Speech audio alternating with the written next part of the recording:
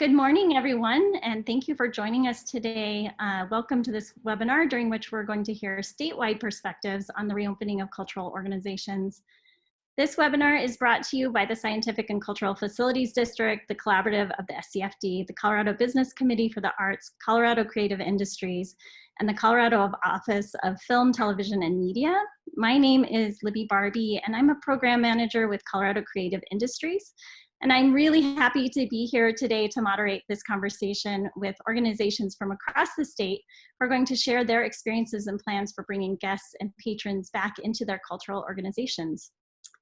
As we get started, I just want to give a really big shout out to all of the organizations across the state that have been pivoting their programming to virtual platforms and just have really been there for their communities over the last couple of months and are now wading through this really confusing process of getting their doors back open to provide in-person programming.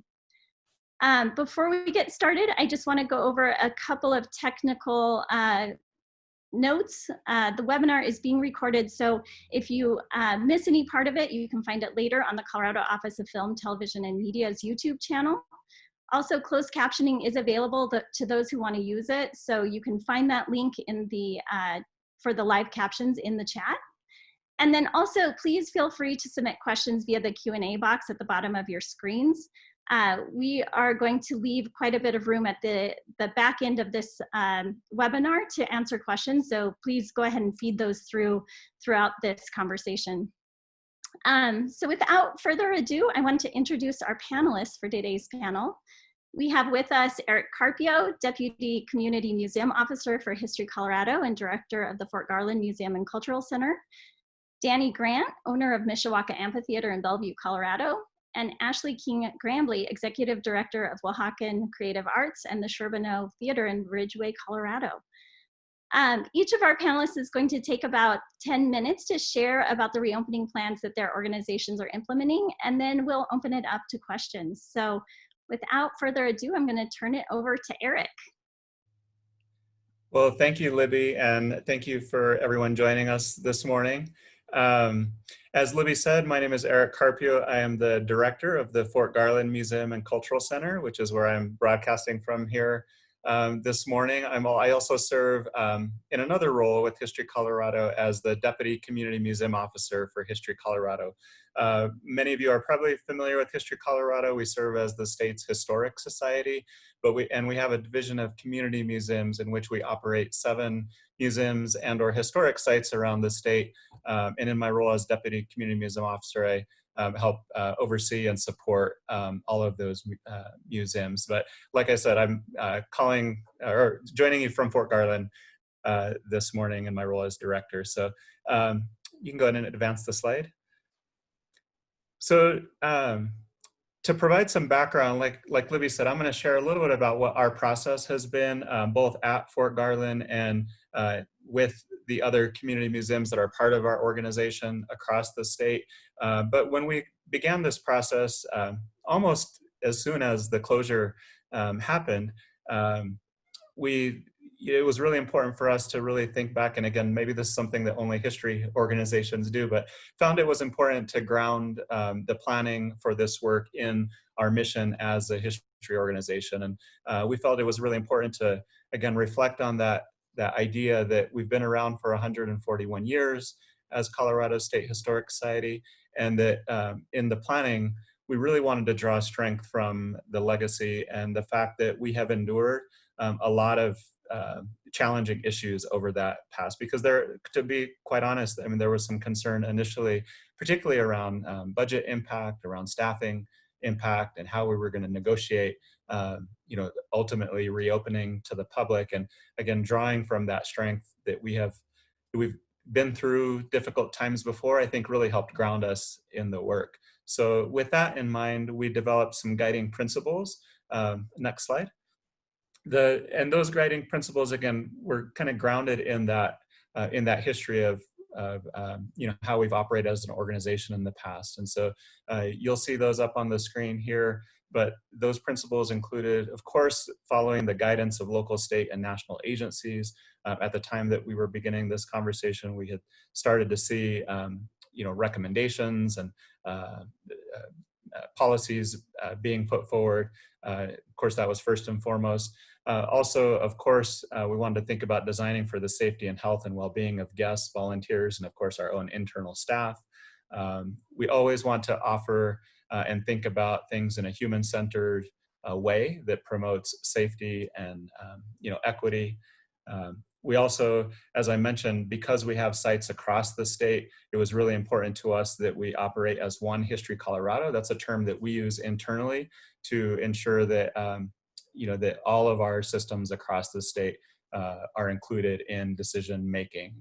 It gets real easy with our History Colorado Center being based in Denver, just up the road from the Capitol, to become Denver-centric sometimes in our planning, but we always try to keep, again, that one History Colorado thought in mind to ensure the support of all of our spaces. And then, of course, as I mentioned earlier, we wanted to remain grounded in our mission, vision, and values as an organization. We had just come out of a strategic planning process that had taken several months, actually, if not longer. And we were right at the point where that was about to be adopted by the board when all of our museums had to close. And so we had just done a lot of work around identifying, our new vision and strategic plan for the future of the organization. So we wanted to make sure that any plans for reopening were grounded in that work and those conversations that had been recently had. So the other thing that we wanted to do is try to get an understanding of what the public and what the community was saying around, what were the things and the factors that were going to make them feel safe and welcome at the point that we were going to reopen. As we think back to when all of this began back in March, we weren't sure what that timeline was. And as a matter of fact, I was having this conversation with a colleague recently. I think in my mind, personally, I thought we were going to close for a couple of weeks. We'd come back and just get back to normal, right? Well, of course, we know that that's not the way that things are panning out. But early in that process, we wanted to get an understanding of where is the public and where are our customers and our visitors and our guests in this process. So we actually collaborated with several Denver-based cultural organizations to send out a survey immediately to many of our members and patrons to get a feel from and their perspective on what was going to make them feel safe when they came back. So some of the early results of that survey you'll see here. We were told that people were really interested in smaller crowds, that they didn't want to come back to large events and large crowds. There was an interest in avoiding long lines. Really early on in the process, visitors and members were expressing interest in being outside and being outdoors. And then, of course, understanding our on-site cleaning procedures. So these are some of the things we were hearing in the early results of that survey.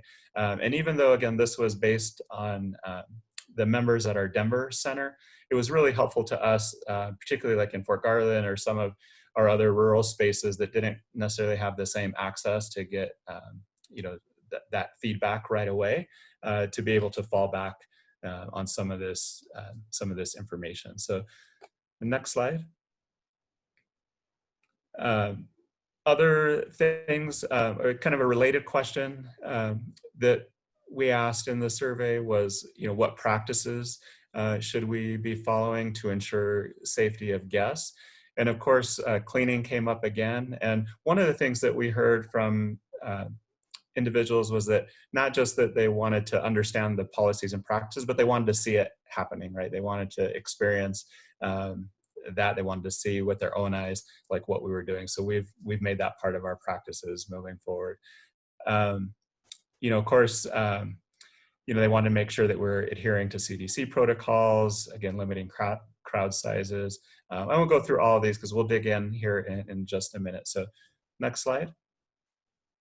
So as we were planning our reopening, we kind of divided everything into several broad categories. We wanted to plan the pre-visit experience, the entry experience, what's that first experience when somebody comes into our space, the overall experience once they enter into our spaces.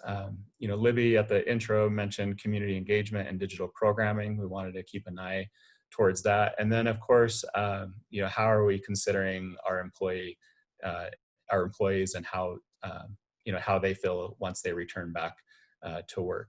So actually, Kelly, if you don't mind skipping this slide let's see. Yeah, so just skip to this slide right here on the pre-visit side. So that first category is pre-visit. And so this is where we're at right now. I didn't mention at the beginning that at Fort Garland, we're actually working towards an opening of next Monday, June 15th. We'll probably be, well, we will be the first community museum in the History Colorado network to open. So we're really focused right now on that pre-visit experience. And so want to make sure that people are comfortable prior to entering into our space. So what does that mean? We're looking at, not necessarily at Fort Garland, but at some of our larger spaces, timed entrances. We are strongly encouraging visitors at all of our sites to pre-purchase tickets online. We've been able to get an online ticketing system up fairly quickly, actually, in support of all of our sites. We're also, though, offering call-ahead ticketing. A lot of our visitors to our museum don't necessarily plan weeks in advance that they're coming. We get a lot of drive-through visitors, and so we want to make sure that we're offering calling ahead ticketing. We are offering as well, I think it's important to say, on-site ticketing as well, but we really are encouraging those pre-visit ticketing if possible. The other reason why that's important to us is we feel that provides us an opportunity to really message those things that we want customers or visitors to hear before they get here on the website or on the ticket that they print about guidelines and expectations for guests when they arrive on our site. So next slide.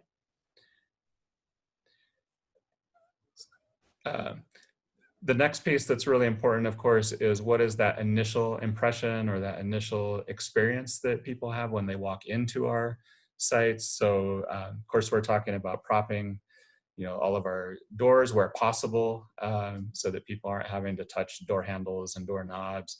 One of the hallmarks of the work that we're doing is really trying to message in a really friendly way, and this includes our signage, the training that we've provided to our guests or to our guest services staff is really around being welcoming, being friendly, thanking guests who are wearing masks, for example, and offering masks to those who aren't, rather than really being restrictive or negative in those communications. Offering touchless transactions, spacing out, the lines, having plexiglass barriers, all those things that we've seen, other retailers and other sites have. Next slide. With regards to the experience itself, one of the things that we've done frequently pretty intentionally over the last several years is really increase the number of interactive displays that we have at all of our museums. Well, now in this new scenario that we're in, we're having to limit some of those or take some of those down completely, and so we're coming up and developing guidance with around interactives, removing some interactives, and we can get into what that looks like if people have got questions about how we're handling some of those things. Of course, offering wipes and sanitizers near touch screens, encouraging exploration and play, of course, but again, limiting touching. Let's see, and then all of our museums have gift shop spaces, which in most cases are some of the smaller spaces in each of our museums, and so limiting guests, limiting opportunity to to touch items in the gift shop. And again, we can go more into that if folks have questions about that. So next slide. We also are moving forward with many of the community engagement activities that we have launched during during our closure. We've been fortunate to be able to offer a variety of online lectures, online programming for children and families. And so, we're continuing to think about, how we take what we've learned from these first couple weeks or first couple months now and apply that to, our programming once we are open, because we know that there's still some restrictions that are going to exist once we open, to the public. So next slide. And then that last piece, we wanted to keep in mind, how we create a safe workspace for all of our employees.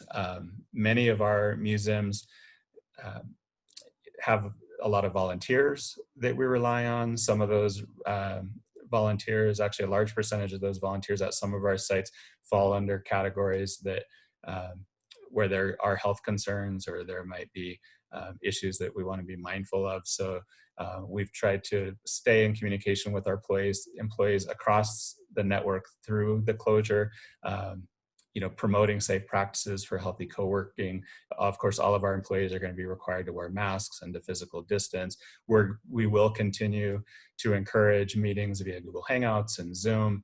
It's something that actually has worked out very well. And one of the benefits that has come from that, like I said, with museums across the state, we've been able to include more, voices in many of the meetings that we've had, which again, we want to be able to continue as we move forward.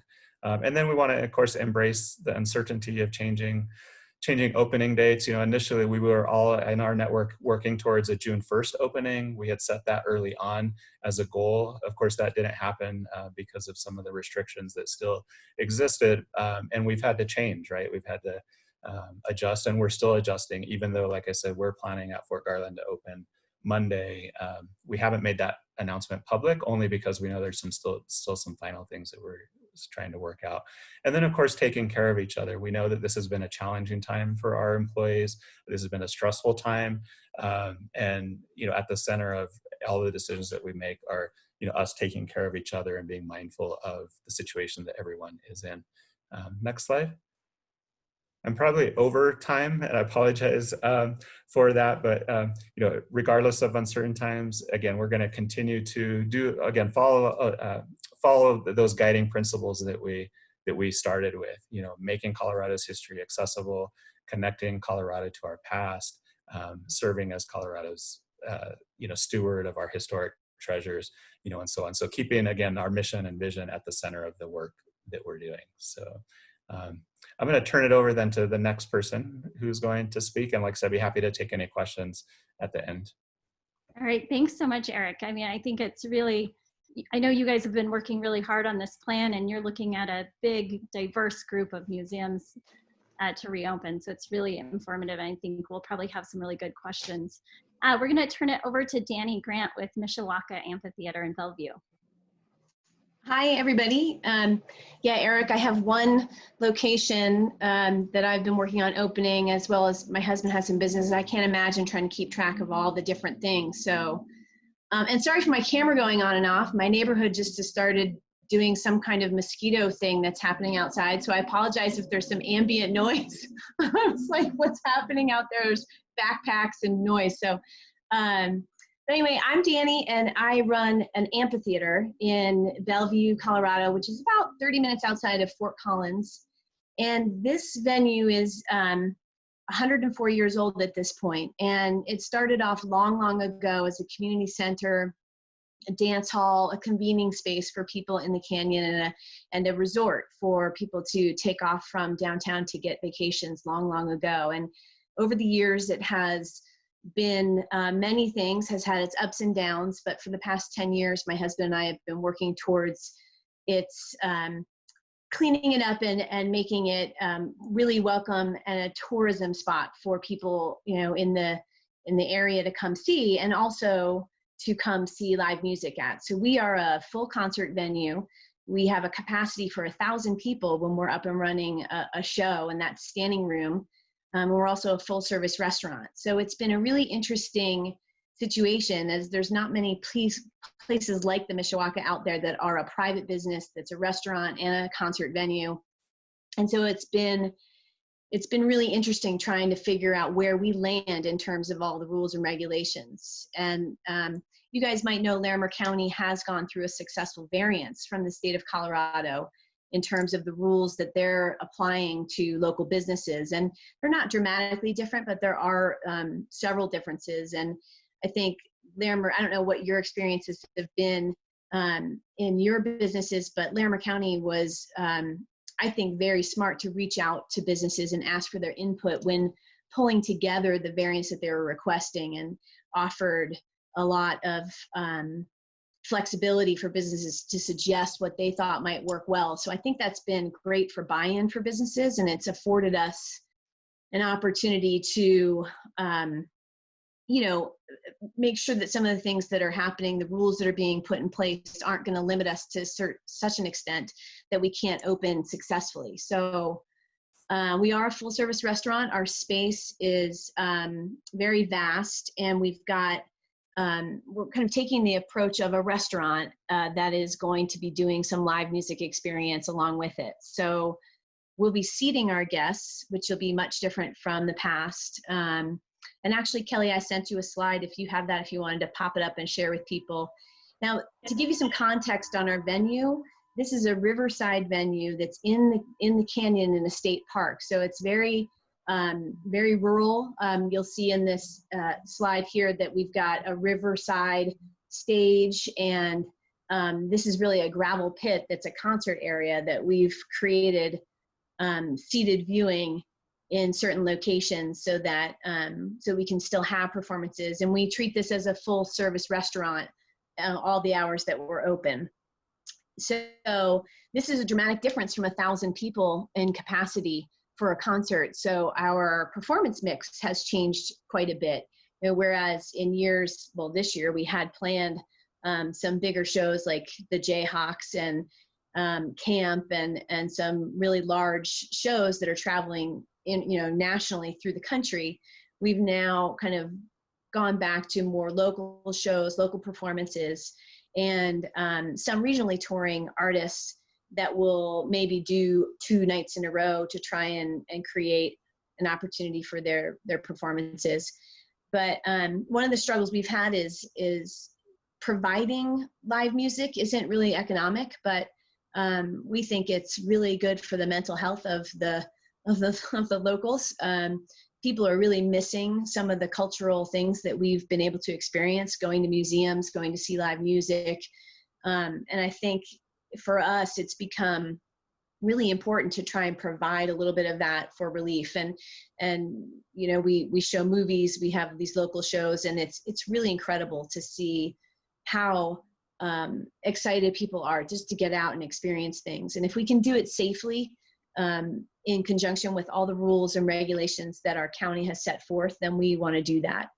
Another really tough thing that we have been experiencing is fear from our staff. And you guys haven't opened quite yet, and I think it's a very big challenge to try and make sure that your staff feels safe in this scenario. And one of the hard parts of opening your place up to the public is dealing with all walks of life and people who come and people who have different perspectives on what's happening with the disease right now. And one of the biggest problems that we have are in a time when I really want all my customers to come in and enjoy our venue and enjoy the food. There are some people who don't want to follow the rules, and that's been a very difficult thing to navigate.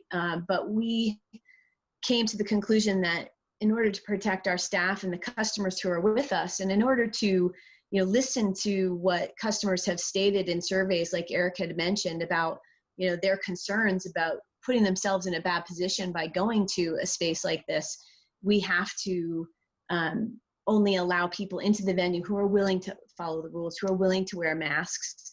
And that's been a tough conversation sometimes. Another challenge that we have had, and Kelly, you can move off this slide if you want. Another challenge that we've had is that we are not necessarily getting regular updates from the county in terms of coming through and seeing if we're doing things well. And they've asked the customers to do more of the policing of compliance in our county, which I think is great, but it's also a little nerve-wracking for a business to be waiting for a customer complaint in order to understand if we're complying. But I have found that it's been, for the most part, so patient and so loving from the customers. We haven't had, and I think these are stressors that people have who are opening venues and places, what's going to be the reaction of the general public. And I'm here to say that it's been overwhelmingly positive. People have been so patient and caring through this process, and the county has been really understanding and worked through any of the gray areas with us as we've put forth what it is we're gonna do. You know, the music and the arts and culture are such a social aspect to our lives. I mean, without that, I feel like there's a real absence. And while it's hard to put forward these live performances, and it's maybe not even cost effective, I think we have to all do our best to try and get back to as much normalcy as we can. And so that's what we're doing at the Mishawaka. And I have lots of things I could share with you, but I think I'll kind of leave it at that to give you the idea and leave time and space for you guys to ask questions and interact, a better interaction than speaking. So I'll hand it back over, Libby. All right, great. Well, thanks so much, Dani. You know, it's been really interesting how many cultural organizations have really reopened under their restaurant. And so, you know, I spoke to you about your scenario, and I think that Ashley is going to share some similar stories as well. And I think that's a really interesting thing that none of us would have anticipated. But I think we'll have some great questions there. But I'll turn it over to Ashley with Weehawken and the Sherbino Theater. Hi, everyone. Hope you're doing great. My name's Ashley King. I run, I'm the executive director of Weehawken Creative Arts, and separately the executive director of the Ridgway Chautauqua Society. So Weehawken is an arts education and personal growth program that serves multiple communities. We have programs actively serving Ridgway, Ouray, Montrose, and Silverton. So it's been really fun to navigate the different regulations by each county. And so that's been really fun. Weehawken offers about 350 programs a year to adults and children year-round. So we're very used to being very busy, and it's been quite a shift to come to a grinding halt and figure out how to get back on track. And then Ridgway Chautauqua Society owns and operates the Sherbino Theater, which is a 106-year-old theater in Ridgway that has been through many iterations itself, very similar to Mishawaka. And we are a programming house. We're a tiny little staff of 2 people, and we generate and cultivate programs. We do about 150 programs a year for our tiny little community. So Ridgway is about 900 people, and the county of Ouray County is about 4,000 people. So it's teeny tiny, but we are active and activating constantly with 150 programs a year. So it's, needless to say, kind of the hub and center in the community. So obviously the programs are very much in demand and very much missed when the doors are shuttered. And then the 2 organizations together collaboratively run the 610 Arts Collective, which is a gallery space with offices and a previously undeveloped rear area that we are now opening this Friday as an outdoor venue, a very miniature Mishawaka with 5 whole tables. So that is what we're up to.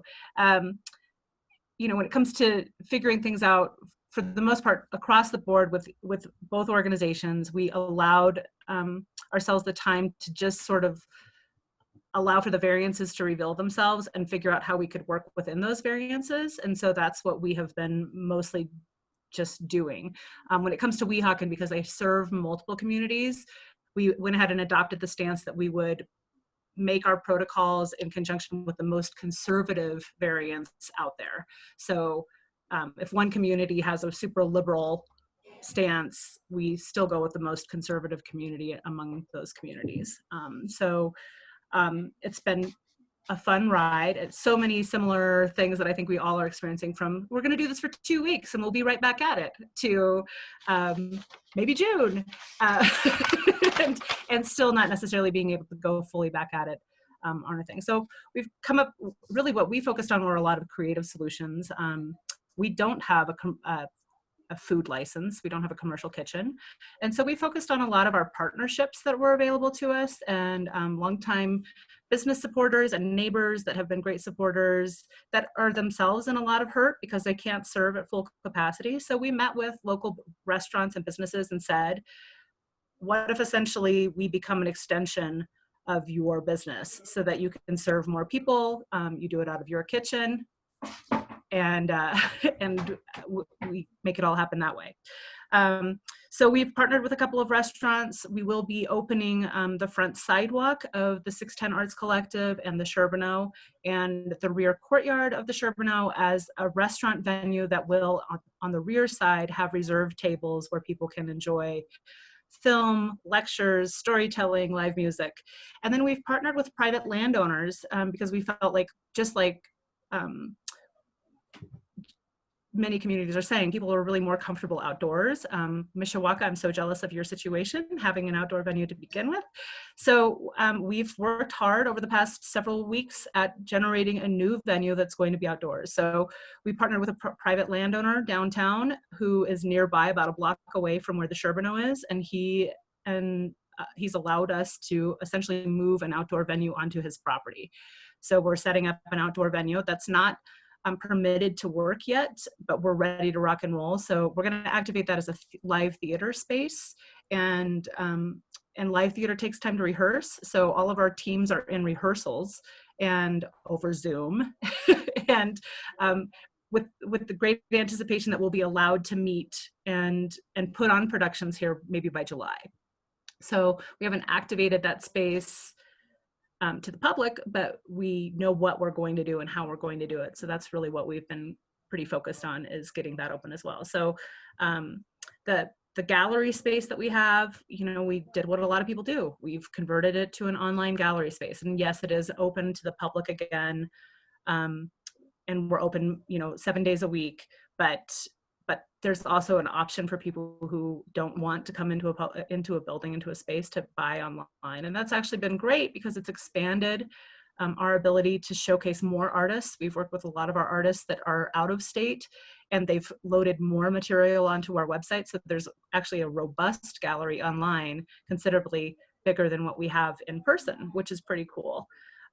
Within the spaces, I think very similar to what everybody else is saying, I think the biggest thing that has helped us is by setting clear rules and communicating clearly on what our expectations are, and having to be okay with that those rules and expectations aren't going to be great with everybody, and we have to accept those losses at this point in the game because we want our employees and patrons to feel safe. And I think that we're just like I said, we're opening on Friday with the courtyard venue. And we just started our classes for Weehawken up on Monday. We've lost a few students. We've lost a few customers that don't want to come in the gallery because we require them to wear a mask. But our team feels good, and our patrons feel good. And what we found is by having very clearly communicated rules and very clearly communicated expectations, and showcasing and demonstrating that we are working within the rules that exist and not trying to create a change of the rules, it's actually created a great amount of comfort for a lot of people who were otherwise avoiding coming out to programs. And that's a lot of our customer base, is a lot of senior citizen type folk that enjoy a night of live music or whatever. So our Friday night was sold out almost immediately. And what we've done is we've separated that into 2 separate shows. We thought we really need to activate with as many people as possible, but we can't do that in one sitting. And so we've negotiated with the performers to do multiple sets, essentially. And so by doing multiple sets, we can tell people, you're going to come in, you're going to go to the first seating, you're going to be seated, you're going to get some food, you're going to get some drink, you're going to enjoy some music, and then you're going to leave. And then we're going to clean, and then a new group is going to come in. And so that's really how we've activated that plan. And I think it's actually given people a great deal of comfort and readiness to come back in and play along with us, because they know that we've got it structured and under control. Many of the same things with regard to, masks required when in motion, sanitizer at multiple points, Xing out where the spacing is indoors, mapping the floor sort of flow so that people know kind of how to come in and how to go out. We've done all that great stuff. With Weehawken and the classes, we've done a lot of work to assure families that we're doing our best to be safe. And so we fall actually under the guise of gyms for our dance program. We have over 300 students in our dance program. And so we're following sort of the gym guidelines, less than 10 people in each classroom, masks required. We aren't allowing parents to hang out in the lobby. They're allowed to drop off only. We're taking temperatures, we're logging temperatures, we're gridding the hallways where people's personal belongings go while they're in class. Then when they're in class, we've gridded out the classroom system so that they know where they're supposed to be while they're learning the moves that they need to move. So yeah, lots of plans and shifts in how we normally do things. But the good news is that we've started. Monday happened, Tuesday happened. Most everybody's showing back up, and they're doing it with a great amount of spirit because they're excited to be back in the game. So that's a great thing. I think for us, this is the one time where I feel like it has really been an advantage to be in a rural community on so many levels, that I can approach a local person that I know owns a piece of land and say, can I develop a theater for the next few months on your land? And that person says, yeah, sure, why not? Let's figure that out. That we can call our local health officials and have them do walkthroughs with us, and they're here within an hour. I mean, we get very direct, very personal service with being in such a rural community. So I acknowledge that in many ways it's been easier because the people are very easy to access, and we're not navigating sort of a red tape system. The red tape is there, but it's a lot easier to navigate when the person in charge is willing to come walk down and meet with you. So in many ways that's been a great advantage. And then also Weehawken doesn't own its buildings. We rent, and we have partners for all of our spaces. And so, it's been a lot of working with landlords and working through their comfort areas and feeling like, what can we negotiate to get back to business to where your staff is safe, because it's a shared building. And so it's been just a lot of partnering and sitting down and meeting and talking and figuring out the solution that everybody can agree upon. And I think that that's what produces results. I think that's it. Awesome. Well, great. Thank you so much, Ashley. I've just been blown away with how much you've been doing to kind of pivot and provide programming during this time. And really, I mean, the level of collaboration that has had to go into making all of these changes happen. So thank you so much. I think we're going to turn to questions here. So I'm going to pull up, we have questions popping up here. Let me find them real quick. Okay, so the first question that I have is for Eric. What is the vision for the many interactive exhibits that are hands-on, the pull this, turn that, lift this type exhibits? Yeah, so I'll share what we're doing at Fort Garland Museum, and this is similar at a lot of our sites, but we do normally at our museum, we've got a big Lego station, we've got a dress-up corner where children particularly can wear period costume, we've got an archaeological dig site on site, and so all of those things have had to change, right?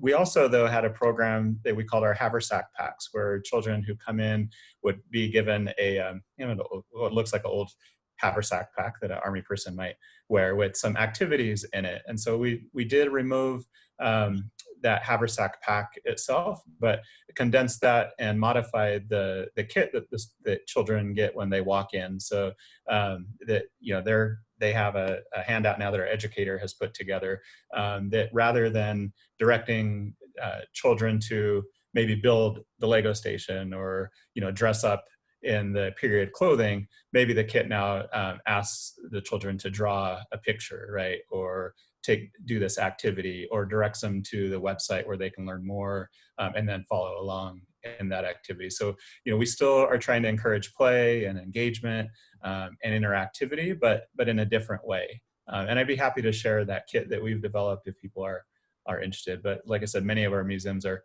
trying to pivot in that way. Yeah, I mean, I'm sure that I know History Colorado has so much hands-on stuff, and this is all kind of a moving target, but is the anticipation that we will eventually go back to, I feel like museums have really been moving towards this more interactive platform. Is that the hopes and the anticipations of the organization? Yeah, I think that's definitely the hope, right? One of the things we really try to do is make learning fun, make history fun, and engage students in a lot of different ways. But in a lot of ways, our educator network across History Colorado has really risen to the challenge, right? So at the end of the school year, History Colorado Center, in collaboration with El Pueblo History Museum and a few others, launched an online field trip activity that we were just blown away by the responses. I think the first week that we offered that, we had over 400 children from around the state. And again, the cool thing was that in our prior actual field trip life, we would have only had students from a really limited geography able to attend a field trip at History Colorado Center. Whereas when we launched the online version, we had students from all over the state that were able to participate. We just today or this week launched a take-home kit activity that students across the state can sign up and get a kit, purchase a kit, get those sent to them, and then again, it directs them to their website or other activities that they'll be able to engage in. So we do hope that to bring back the interactives on site, but we're also trying to find ways to keep history fun for children and families. Yeah, well, great. You're doing terrific work. It's been awesome. Okay, our next question here is, what are your talking points on asking guests to follow the rules? Are employees having that conversation with guests, or are managers doing that? So I think anyone who wants to offer your thoughts on that question, I think it may be different across all of our organizations here. Yeah, at Mishawaka, we do, as soon as a guest comes in that we know is having an issue maybe with the status quo, beyond not having a mask, we offer them a mask, which we have masks for all of our customers available when they walk through the door in case they just left it in their car or forgot. But as soon as there's a sense that maybe there's an issue, we immediately go to a manager. And, there's not really anything to argue. We're so sorry that, that this isn't the way you would like it. We all would like this not to be the case, but we need to do this in order to protect our staff and our patrons. And we're so sorry. We hope you come back, later when things are more back to normal. So, and I wanted to add, Eric, you're so right. We're learning so many things about what we can do on top of what we used to do. I think there was an article by Dave Grohl about, there's nothing like a good sweaty concert singing your favorite lyrics next to your buddies. And, we're never going to want to give that up. And we're never going to want to give up being able to get in and do the dig at the museum. But now we've got all these extra ideas about how we can broaden the scope and invite so many more people in. And I think there's going to be these silver linings, these residual lessons that we have learned, and we're going to be able to do cooler things going forward. So it's hard, but it's going to be better. That's right. Well, it will be. I think you're right. Anybody else want to? I was just going to say that we do a lot of our stuff in advance. And so, there's an announcement via email of here's what we're going to do. And very clearly in the announcement, it says, this is how it's going to work. There will be tables. You cannot move chairs. You cannot, you need to wear a mask, blah, blah, blah, blah. So we say everything up front and in advance, and then we allow them the opportunity to buy tickets. And then we reinforce that we just said that before they pull the trigger finally, that we just said that. You remember that, right? And I think just sort of that, and same with the dance classes, we communicated extremely clearly and extensively saying, this is what we've done. This is what we expect you to do. These are our agreements with each other. If it's not okay with you, we're okay with that. We'll prorate you a refund, and, we'll go on our merry way and hopefully see each other again soon. No hard feelings in either direction, but simply if you want to participate, these are the rules. Yeah, I just have one thing to add. I think we're approaching things similar to what Ashley mentioned, but we have had some concern from some of our frontline staff and volunteers around like that what if, right? Like what if we end up having someone that comes in that is really not agreeable with our current policies. So we have offered a de-escalation training that we invited all of our frontline staff to participate. It was coordinated by our Director of Facilities at History Colorado Center. It's the same training that's offered to our security staff on site. And we're not expecting our volunteers and frontline staff to insert themselves into difficult situations, but we did want to put some tools in their toolbox in case those type of issues did arise. So. That's awesome. Yeah, that's great advice. I'm curious if anybody has exemptions in their policies for, for children or folks who, because of health reasons, may not be able to wear a mask, or if you've had those issues come up in your conversations. For children, for young children under the age of 3 and under, we accept that it may not work out, and we basically advise, please bring a mask and let's be prepared and let's try it. But we understand that that can't always happen, and that coincided with the state regulations. Awesome, great. Well, going on to our next question, I have a question for Dani. It looks like your tables are 6 tops. Are you seating people from separate family groups together at tables? Or are those that's a great question. And no, we are not. So we're doing 100% reservations and pre-sales for table groups. And so while we can't discern whether or not you're all from the same household, but if you purchased your table together and you come to the venue together and we seat you together, and Larimer County's variances allow us to have up to 8 people at a table, but we are, for dining, limiting to 6. And for concerts, we are allowing 8, but that's generally not with a full, service dinner going on. So it is important for us to sell those groupings, and we don't push tables together, and we don't, allow more than 8 people to be in one zone. There's also an 8-foot minimum separation between tables. We do allow for 10 feet at the Mishawaka because we're thinking some people might push their chair back and want to shake their booty during a show, which is fine, but let's give them an extra 2 feet. And so we're trying to really think ahead for all of those situations and make sure that we're doing what we need to keep people safe. But if you come together and you book your table together and you pay your tab together, we assume you're all in the same household. That's awesome, thanks. Okay, the next question I have is, what are the costs involved in creating a live outdoor venue? The stage, lights, etc. Are there different new costs involved specifically for a live outdoor venue given social distancing requirements?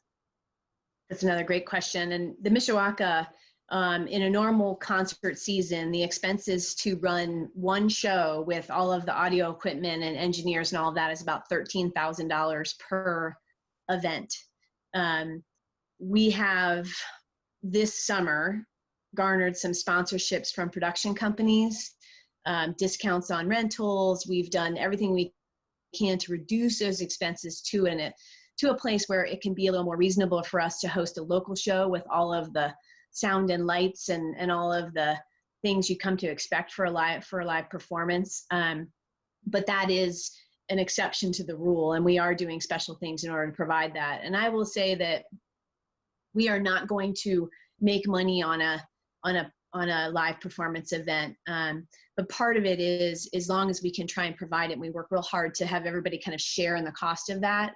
We're putting our industry people to work, our engineers, our lighting designers, our production managers, all of the industry people who have been put out of work from this. Our goal is to try and give them some opportunities and bring some music to people. And, if we break even on that, we're feeling pretty good about it. So. Yeah, that's great. I mean, this really has been hard for a lot of our state's creatives, especially the music industry. Ashley, you probably have some thoughts on this question as well. Yeah, I mean, we know our neighborhood, so we scoped out exactly where we wanted because we knew that it had a deck that would act as a stage. So we, sought out a space that essentially had a stage, but we also have stage platforms that we activate sometimes inside the theater when the stage needs to be expanded or altered in some way. So the stage platforms existed. They weren't horribly expensive to build. I'd say we built everything for under $1,000 years back, and they've been in storage. We have a travel kit that we've had because of the nature of the traveling circus that is Weehawken. So we activate our travel kit, and we shifted everybody's expectations from the get-go. So we've told all the players, like, we need shows to be under 5 people. We need you to write original content to keep the rights fees down. We're going to be doing, sketch comedy as one of our first things. They love to write sketch comedy. The public loves to attend sketch comedy. And so they're going to do a lot of sketch comedy when we first open up. The other plays that we'll be doing and focusing on are, we've just said, it can't be an elaborate set. It can't be elaborate costumes. If you're going to do a costume change, it's going to be behind a wonky, little curtain, and that's charming and darling for people who just want something. And for people who are highbrow, they probably won't think it's very impressive, and that's fine. We're running a community theater, and so it's about community, and it's about activating those players and getting them back into the work that they love to do and the things that bond them as a community. So, we're shifting. So, we're just shifting the model a bit, and it just has to be different than it was. That there's no elaborate set, there's no elaborate lights, there's a deck as a stage, and porta potties are the biggest expense. Porta potties, handicap porta potties, and hand washing stations. And then otherwise, our model is bring your own chair. So that minimizes what we're going to have to do with cleaning and sanitization between events. For theater in particular, it's bringing your own chair. Whereas with the courtyard, it's very structured with chairs of our own and tables of our own. But when we activate for theater, it's going to be bring your own chair. And that's how it's going to be. And take your own chair when you're done. So just really trying to minimize how much we have to do. Great. Thanks so much, Ashley. Another question for you, Ashley. This person says, thanks for your time and input. So happy to hear you're including live entertainment also. Do the performers / acts that you have booked for entertainment during COVID-19 have any audience obligation or liability on their part in terms of COVID-19 while performing at your venue? So I think this is something that probably both you and Dani will have.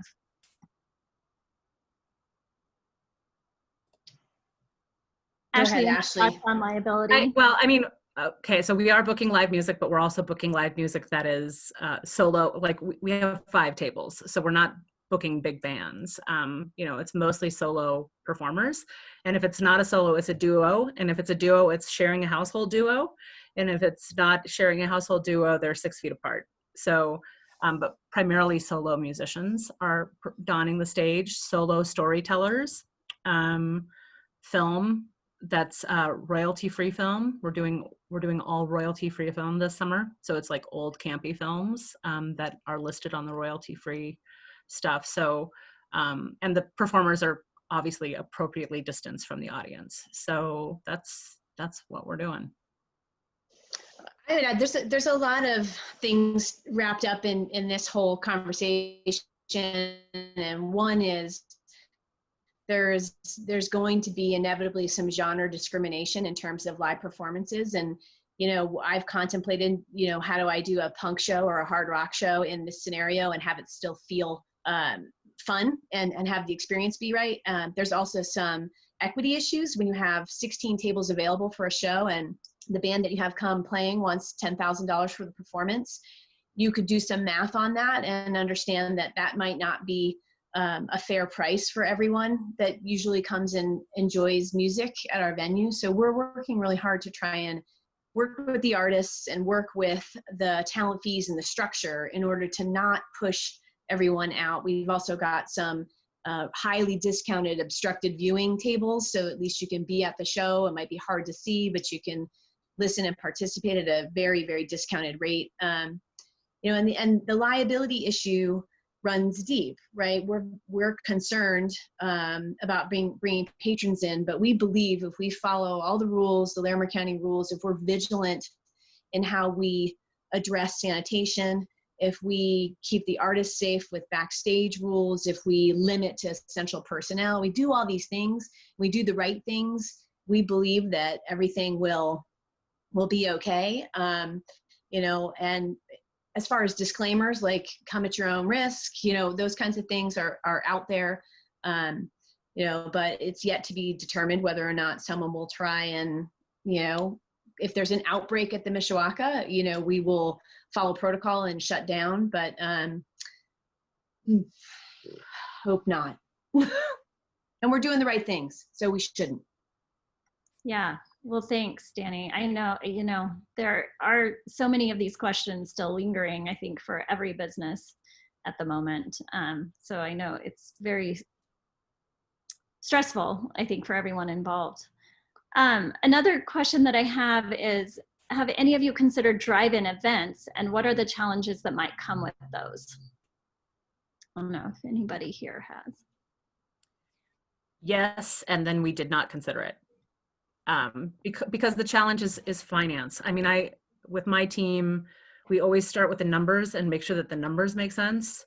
And we don't have the equipment in tow. And so if you have to hire a company that's going to bring that equipment, or if you have to, produce that equipment, it's really expensive. And we don't know what the success rate is going to be. And so, again, I'm in a county of 4,000 people. A lot of those people right now are tourists. There are lots of folks from the outside that are here that we don't know. There is a drive-in in a neighboring community that's operating. And so I feel like that fits the drive-in niche perfectly fine, and I don't have to. Great. Yeah. All right. Yeah. Fort Collins has a drive-in that's very active right now. So they're doing a great job with that. I couldn't even imagine drive-in stuff. Awesome. Let me see if we have any other questions here. It looks like we're at the end of our questions, unless anyone has a last question that you want to put in the question box. But one question that I have, as we've, as you have answered these questions, thinking about the financials behind it, how are you all feeling at this moment in terms of reopening? And especially, Ashley and Dani, since you have reopened, is this starting to be enough to keep you going for a while? And what are you looking at in the next couple of weeks or the next month or two? Well, I love numbers and that's always been my thing. And the reality is, and I'm probably in a bit of a different boat than Dani, because I run a nonprofit theater, but the reality is that oftentimes these programs don't make money. They create a lot of goodwill and a lot of people who then turn around and support the programs of their own independence. And it's not typically the ticket that makes it all work. And so we're trying to keep sort of the same model of, let's make sure that the programs themselves don't lose money, that we strive for a break-even scenario. But to expect things to make money has never been an expectation in the first place. So we've just shifted the model to be a smaller model with smaller expenses, with the idea that we cover the basic expenses, and that what we're really producing is a good feeling in people's hearts and minds, so that later on they'll turn around and say, we value you and we're going to donate. And I know that that's not necessarily what Mishawaka gets to do, but I do. So that's really what we're investing in, is that long-term emotional investment in the programs. Yeah, 2020 is going to be a loss.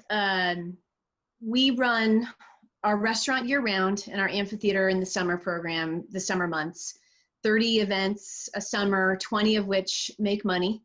And the difference between a show night and a regular restaurant night is, on a show night, we could earn up to $25,000 to $30,000 in food and beverage in one night. On a regular restaurant full day from 8 a.m. till 10 p.m., we're looking at $8,000. So it's a vastly different economic situation for 2020, as the summer months generally pull the winter along. And that's how we round out our fiscal year.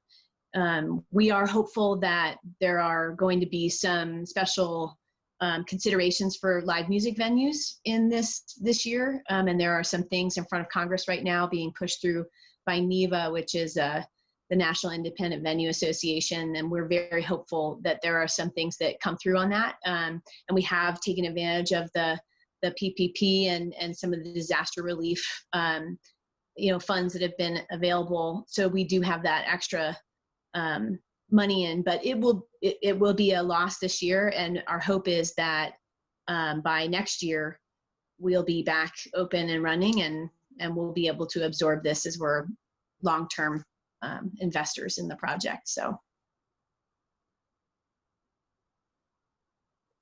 Great. Yeah. I think this is just going to be really a work in progress for all businesses, but especially cultural organizations. And, you know, the last question that I had come up has to do with if any of you are working with networks, either locally or regionally, either around your messaging or around advocacy for cultural organizations.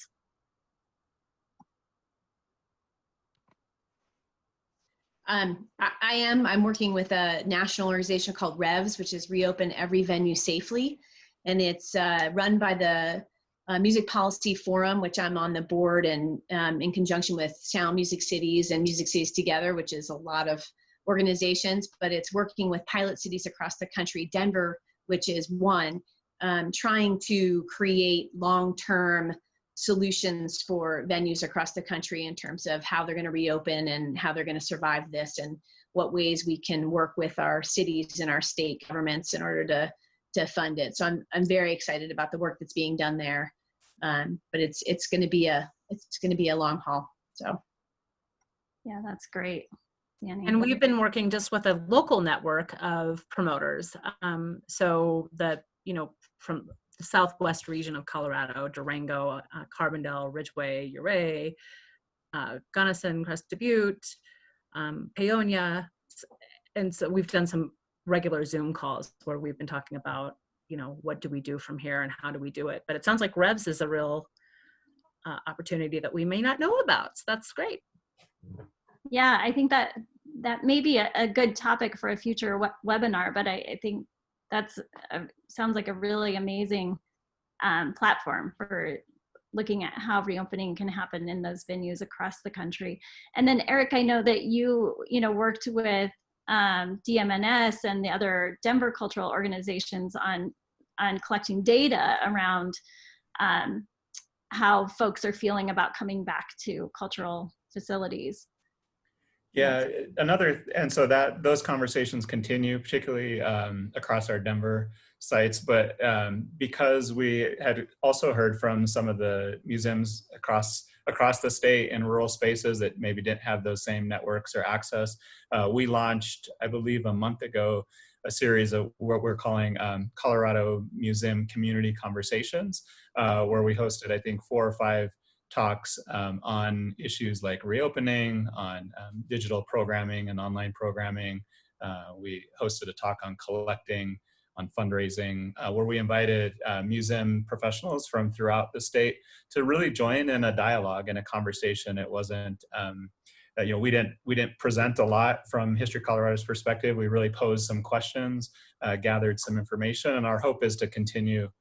Out of that, a Google group was created, but then we also, intend to continue that conversation so that we can all support each other as a museum community across Colorado. That's great. And is that available online on History Colorado website, or can people learn about that? Yeah, so the schedule was available. I think we ran through our first iteration of that. We are likely to host at least one more on reopening, but more of a lessons learned once we have opened, to share feedback, with museums.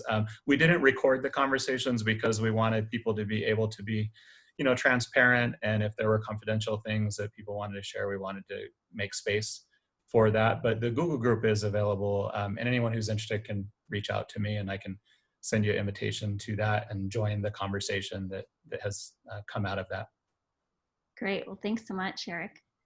Awesome. Well, I think that we have answered all of our questions that have come in from the audience. So, I want to thank our panelists again for taking the time to be part of this. I know that there's a lot of confusion and anxiety around this issue, and certainly we're all trying to just figure this out as we go. And so these were some really wonderful case studies and great information from our panelists here today. So thank you very much. And I have some notes as we close. One of the things that I wanted to share with our audience, because we talked about variances quite a bit, is that the Colorado Department of Public Health and Environment website has a tab that contains all of our local variances, and so for each county. And so Kelly on the back end is going to throw that link into our chat so that you can take a look at that if you want to see what is happening in your county. Also, Colorado Creative Industries has published a reopening resources document with ideas from the field for Colorado arts and culture, and it has a lot of just kind of a compilation of a lot of great advice around reopening cultural facilities. So Kelly's also going to throw that in the chat, and you can check that out. That is a working document, so it's something that is going to kind of grow and morph as time goes on. So I think that'll be a great resource. And then lastly, I wanted to mention this really wonderful collaboration between the College of Arts and Media at the University of Colorado, Denver, and our Colorado Office of Film, Television, and Media, which is called the CAM Creative Corps. And so this is a student-run operation that is helping nonprofit organizations pivot to online programming and remote learning opportunities. So if your organization could use free assistance with online platforms or any kind of technology, that's a really great resource. And Kelly's also going to put that in the chat. So that's a really wonderful free resource if you're needing that kind of help at this moment. And then lastly, I just want to mention that the recording will be available on the Colorado Film website. Kelly will put that in the chat so you can access that later if you had to miss part of it. And I just, again, want to say thank you. Thank you to our panelists for being part of this, and thank you to our audience for tuning in today. It was a great conversation. All right, well, goodbye.